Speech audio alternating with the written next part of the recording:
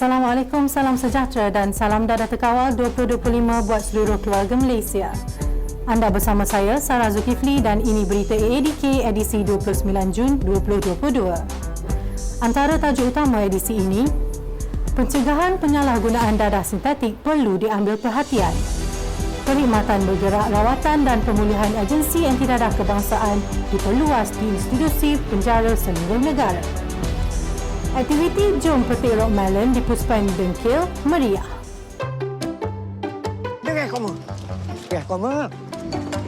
Kita sebulat suara pilih mutu masuk pertandingan bintang patriotik. 2,000 Pertiwi. Tu, jualan Kelaga Malaysia semua barang murah-murah.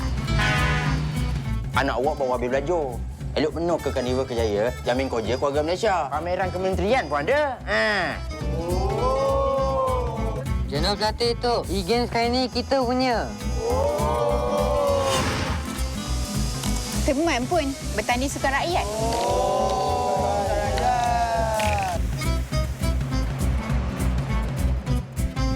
Ini semangat yang kita mahu. Ate, mau kita ke jelajah ekspresi keluarga Malaysia Negeri Perak 1 hingga 3 Julai, 9 pagi hingga 6 petang.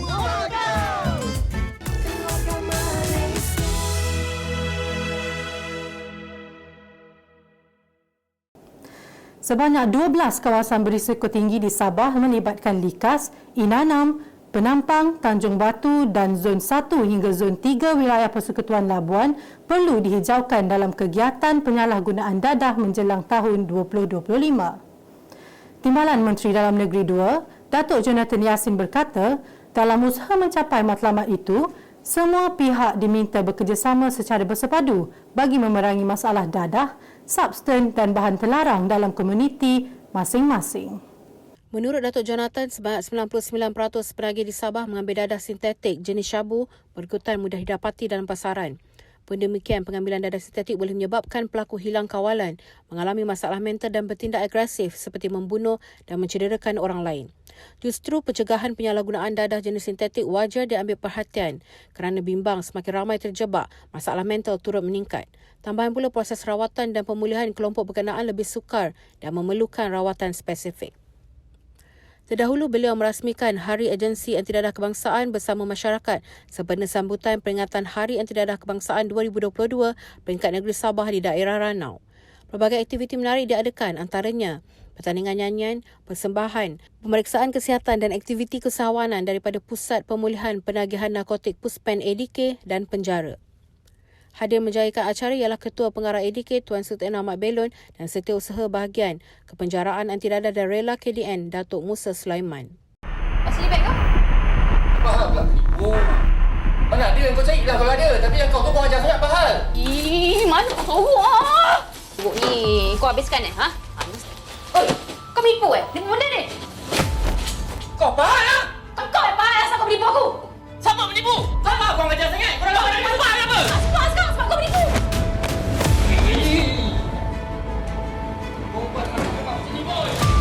Kau fikir aku lah!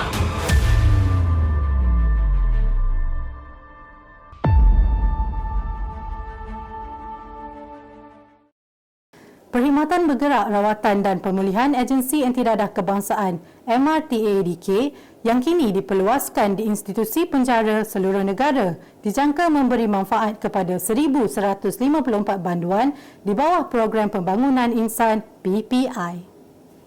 Usaha itu memfokuskan kepada banduan di bawah Seksyen 15-1 dan Seksyen 39C Akta Dadah Berbahaya 1952 serta Seksyen 19 dan Seksyen 20 Akta Penagih, Rawatan dan Pemulihan 1983 untuk tahun 2022.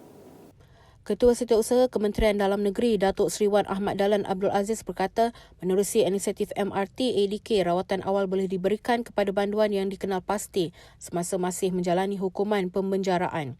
Pada masa sama menyempatkan, MRT ADK membantu meningkatkan kesedaran banduan untuk meneruskan program pemulihan dadah selepas dibebaskan dari penjara. Dengan adanya inisiatif ini, rawatan awal boleh diberikan kepada banduan yang dikenal pasti semasa masih menjalani proses pemenjaraan. sekaligus meningkatkan kesedaran mereka untuk meneruskan program pemulihan dadah selepas dibebaskan dari penjara. Impak yang disasarkan ialah meningkatkan kadar kepulihan dan seterusnya mengurangkan risiko relapse yang sering dikaitkan dengan kadar residivism. Perkhidmatan MRT AADK di Jabatan Penjara dijangka akan memberi manfaat kepada 1,154 orang bantuan di bawah program pembangunan insan. Beliau berkata demikian pada majlis menandatangani nota kerjasama antara ADK dan Jabatan Penjara Malaysia bagi MRT ADK di Putrajaya. Hadir menjayakan ialah Komisioner Jeneral Penjara Jabatan Penjara Malaysia Datuk Nordin Muhammad, Pengarah Jabatan Siasatan Jenayah Narkotik PDRM Datuk Hayub Han Maidin Piche dan Ketua Pengarah ADK Tuan Suteno Ahmad Belon. Bik, sorry lambat. Tak apa. Kau on tak malam ni? Mestilah on. Jom. Syah keluar dulu Dah malam lah, Syah. Orang perempuan tak elok keluar malam-malam macam ni. Mak!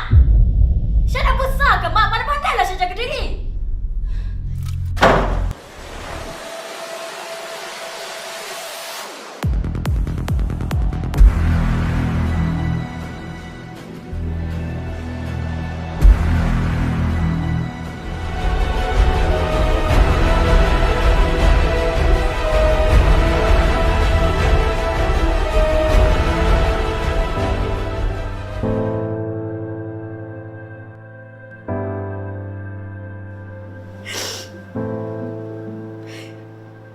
Kalaulah Syah tak terlibat dengan Dadah. Dadah membunuh. Jauhi Dadah.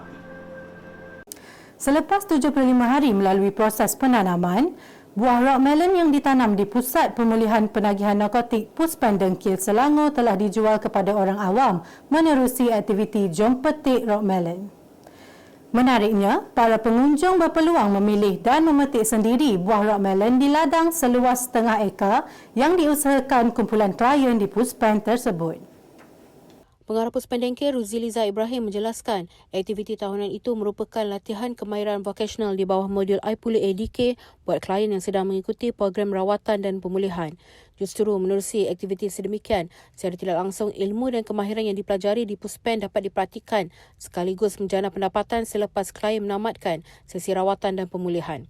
Aktiviti Jom Petik Rock Melon dijayakan oleh Timbalan Ketua Pengarah Pengurusan ADK Puan Chen Hon Jin bersama pengurusi ahli Lembaga Pengarah Puspan Dengkil Datuk Sabari Misran yang turut berkesempatan memetik buah rock melon yang sudah matang.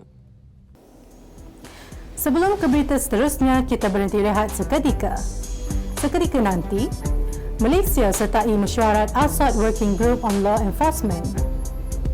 Program Sedar Jihad Dadah 2022 demi keluarga Malaysia.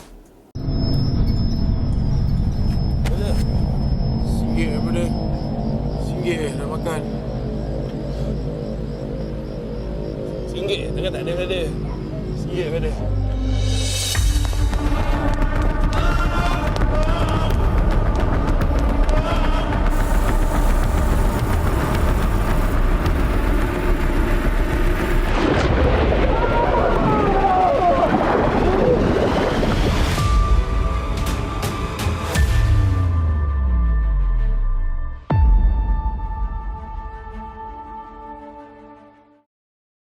Bertemu kembali. Malaysia menyertai mesyuarat ASEAN Group Official on Drug Matters ASOD Working Group on Law Enforcement yang berlangsung secara telesidang. Mesyuarat kumpulan kerja tahunan anjuran Lembaga Kawalan Narkotik ONDC Thailand itu disertai 10 negara ASEAN dan Sekretariat ASEAN. Penyertaan Malaysia dalam mesyuarat berkenaan amat penting bagi meningkatkan kerjasama dalam kalangan negara anggota ASEAN berkaitan situasi semasa permasalahan dadah. Pelbagai laporan dibentangkan setiap negara ASEAN antaranya melibatkan modus operandi baharu, statistik kes tangkapan, statistik rampasan dadah dan kes rentas sempadan termasuk perkongsian mengenai dadah jenis new psychoactive substance dan bahan-bahan lain. Delegasi Malaysia diketuai oleh Ketua Penolong Pengarah Kanan Risikan Perhubungan Antarabangsa Jabatan Siasatan Jenayah Narkotik Senior Assistant Commissioner Muhammad Rozi Jidin. Sementara itu ADK diwakili oleh Ketua Penolong Pengarah Kanan Dasar Penguatkuasaan Dr. Nur Azri Ahmad dan Ketua Penolong Pengarah Keselamatan Superintendent Koh Jok Tian. Aku ada hal aku balik dulu. Weh, apa jap? Ada apa? Sedap ni weh. Buat lagi. Ni ada dah. Beli lah. Aku mana ada duit? Aduh, potong lah. Jom ah. Jom. Awal yang balik hari ni. Farhan, ayah ada emergency meeting ni. Ayah kena obsession 3 hari. So ayah nak cepat ni. Packing baju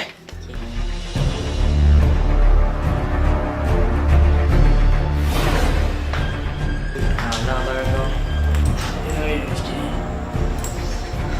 Lawa motor. Jom pusing-pusing.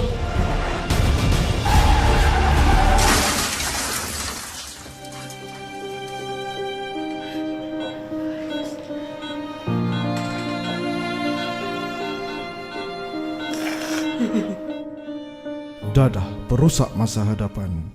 Jauhi dadah.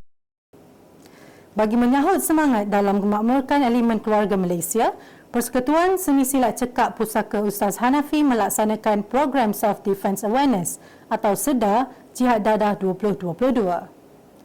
Inisiatif itu antaranya bertujuan memantapkan sinergi keselamatan secara pendekatan proaktif dan bersepadu bagi mencegah jenayah komuniti, khususnya isu permasalahan dadah. Menteri Wilayah Persekutuan Datuk Seri Dr. Syahidan Kasim berkata penyalahgunaan dadah bukan sahaja merosakkan diri, bahkan gejala terbabit turut menjurus pada jenayah-jenayah lain. Tambah beliau, pihak kementerian berbesar hati apabila Kuala Lumpur menjadi lokasi pertama program SEDA bagi memupuk semangat dalam kalangan keluarga Malaysia membenci penyalahgunaan dadah. Beliau menyeru semua pihak terutamanya pihak sekolah, agensi kerajaan dan komuniti menyokong usaha program SEDA untuk kesejahteraan bersama. Beliau berkata demikian ketika berucap pada Majlis Perasmian program SEDA Jihad Dadah di Wang Semaju Kuala Lumpur, Anjuran Pusaka Hanafi bersama rakan strategik Politi Raja Malaysia dan ADK.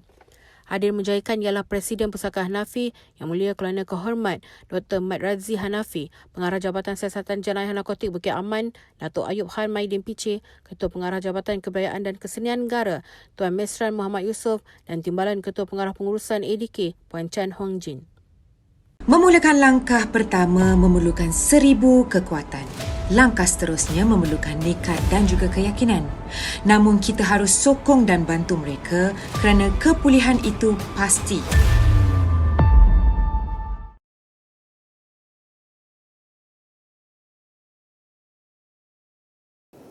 Baik, kita teruskan dengan segmen personality ADK.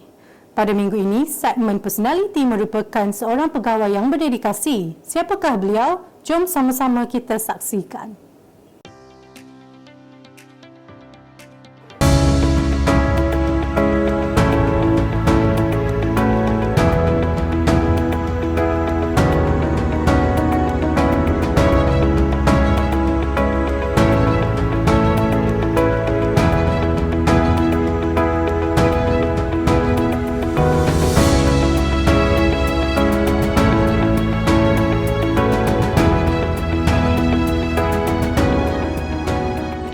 Meja terhidang mewahnya penganan, tersusun elok sebagai santapan. Kepuasan bekerja menjadi pegangan sebagai amalan dan budaya harian. Hai, Assalamualaikum warahmatullahi taala wabarakatuh dan salam sejahtera. Saya Nurani binti Muhammad Said, penolong pegawai Anti Dadah Puspengkara.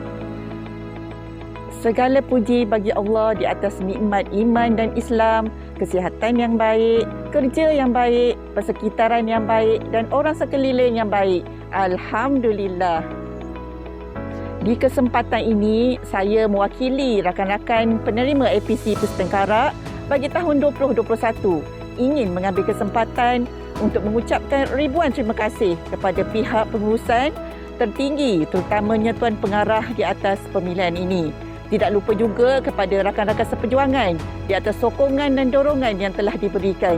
Sesungguhnya ini adalah kejayaan kita bersama. Di sini suka saya berkongsi beberapa tips kejayaan dalam sesebuah pekerjaan. Yang pertama, setkan dalam minda kerja adalah satu ibadah. Yang kedua, sentiasa komited dengan setiap tugasan yang telah diamanahkan kepada kita. Yang ketiga, sentiasa pujuk hati untuk bekerja ikhlas kerana Allah. Sebab jika kita bekerja kerana manusia, pasti kita akan rasa kecewa. Yang keempat, sentiasa berlapang dada dan bersedia untuk menerima sebarang nasihat, teguran maupun pandangan daripada orang sekeliling kita. Yang kelima, bukan semua perkara kita tahu.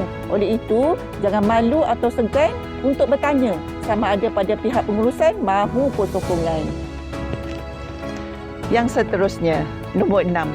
Jangan berkira dengan masa sebab masa pribadi kita pun banyak juga. Yang ketujuh, kita yang perlu kawal emosi, bukan emosi yang mengawal diri kita. Yang ke-8, sentiasa fikir perkara yang baik-baik. Buat perkara yang baik-baik dan insya-Allah hasilnya akan baik-baik juga. Yang ke-9, jangan hipokrit. Jadilah diri kita sendiri kerana setiap orang berbeza dan unik. Yang ke-10, last but not least, kita ni ibarat bekerja dalam gedung pahala. Jom sama-sama kita grab.